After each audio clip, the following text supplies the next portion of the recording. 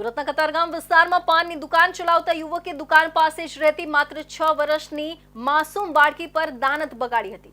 બાળકીની એકલતાનો લાભ ઉઠાવી હવસખોર વેપારીએ માસૂમ બાળકી સાથે અડપલા કરી છેડતી કરી હતી, જેથી આખરે ભોગ બનનાર બાળકીએ ઘરે હકીકત જણાવતા માતા પિતાએ આ મામલે કતારગામ પોલીસ મથકમાં ફરિયાદ નોંધાવતા પોલીસે હવસખોર વેપારી સામે છેડતીનો ગુનો દાખલ કરી કાયદેસરની કાર્યવાહી હાથ ધરી છે।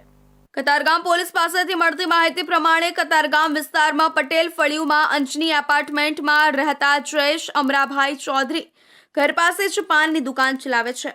જયેશભાઈના દુકાન પાસે જ રહેતી માત્ર 6 વર્ષની માસૂમ બાળકી પર તેઓએ દાનત બગાડી હતી।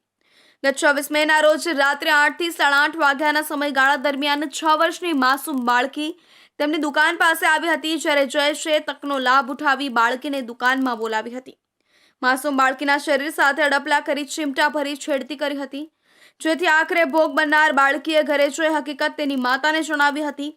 માતાએ તાત્કાલિક પતિને જાણ કરતા તેઓ પણ ઘરે પહોંચી ગયા હતા અને આ મામલે તેઓએ કતારગામ પોલીસ મથકમાં ફરિયાદ નોંધાવતા પોલીસે જયેશ ચૌધરી સામે છેડતીનો ગુનો દાખલ કરી કાયદેસરની કાર્યવાહી હાથ ધરી હતી। કતારગામ પોલીસે ગણતરીના કલાકોમાં બાળકીની ચીમટા ભરી છેડતી કરનાર 26 વર્ષીય પરિણીત પાનના ગલ્લાના માલિક જયેશ અમરાભાઈ ચૌધરીની ધરપકડ કરી વધુ કાર્યવાહી હાથ ધરી હતી।